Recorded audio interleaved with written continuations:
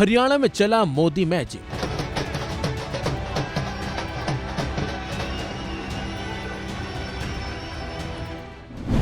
राहुल गांधी का मैजिक हो गया फेल। जाने राहुल ने जहां जहां की रैली, वहां कांग्रेस का क्या हाल रहा।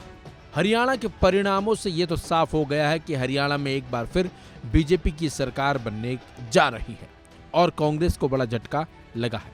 अब सवाल ये उठता है कि हरियाणा में कांग्रेस की हार का ठिकरा किसके सिर पर फोड़ा जाएगा और हार की जिम्मेदारी लेगा कौन।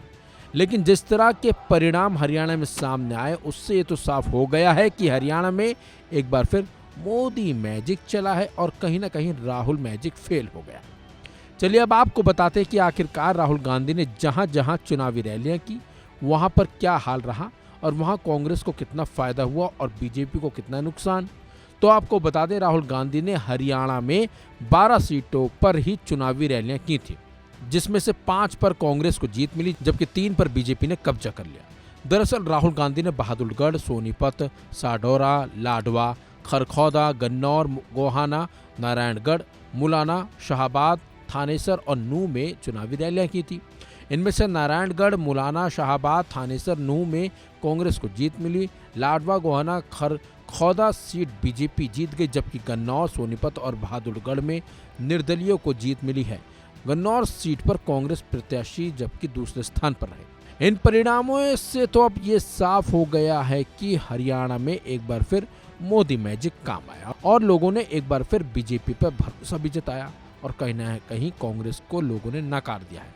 जबकि लगातार कांग्रेस दावा कर रही थी कि इस बार हरियाणा की जनता उनके साथ है और इस बार हरियाणा में कांग्रेस की सरकार जरूर बनेगी। और शुरुआत के जो रुझान आए तो उसमें कहीं ना कहीं कांग्रेस काफी ऊपर थी, लेकिन जब तक रिजल्ट साफ हुए तो कांग्रेस भी उसी तरह कहीं ना कहीं पीछे चली गई और हरियाणा में एक बार फिर बीजेपी की सरकार बननी तय हो गई। तो वहीं बीजेपी की जीत पर हरियाणा के सीएम नायब सिंह सैनी का भी बड़ा बयान आया है। उन्होंने कहा कि हरियाणा की 2 करोड़ 80 लाख जनता का आभार व्यक्त करता हूं कि उन्होंने 30 बार बीजेपी के कामों पर मुहर लगाई है। सुनिए जीत के बाद नायब सिंह सैनी ने क्या कुछ कहा और कैसे जनता का आभार जताया। हमारा पार्लियामेंट्री बोर्ड वो तय करता है।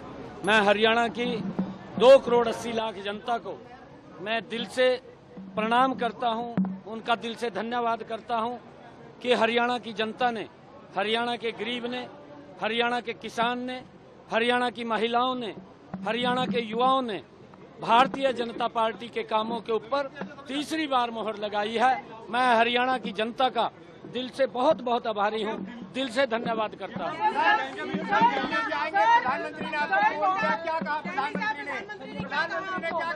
अरे ये सारा काम प्रधानमंत्री जी का है।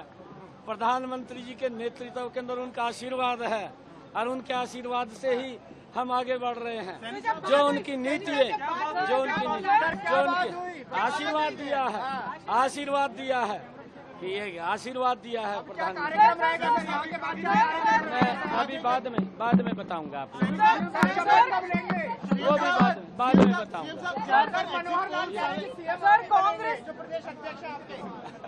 सीएम साहब जहाँ पर सारे कांग्रेस के हक में थे, वहाँ पर एक बड़ी जीत आना और एक मैंडेट लेके जाना। सर देखिए, मुझे विश्वास था और मैं लोगों के बीच में जो उनका आशीर्वाद, जो प्यार, गरीब का, किसान का, महिलाओं का आशीर्वाद जो मुझे मिल रहा है, युवाओं का आशीर्वाद मिल रहा था, मैं उस हौसले के ऊपर मैं कह रहा था कि भारतीय जनता पार्टी तीसरी बार बड़े मैंडेट के साथ सरकार। जयराम रमेश सवाल उठा रहे हैं ईसीआई पर, वो कह रहे हैं कि देरी से अपडेट कर रहा था। जयराम रमेश को क्या नहीं, देखिए मैं अभी कुछ नहीं बोलता। जयराम रमेश का अपना काम है और वो शुरू से ही अपने काम में लगे हुए हैं।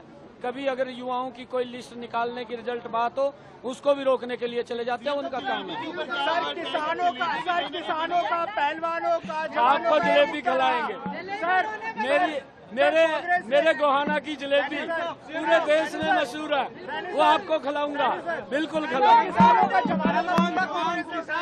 पहलवानों का, जवानों का, किसानों का मुद्दा उठाया, उसके बावजूद आप सीधे कांग्रेस ने घेरा जवानों पर, पहलवानों पर, किसानों नहीं, देखिए उनका झूठ का ये सारा विषय था।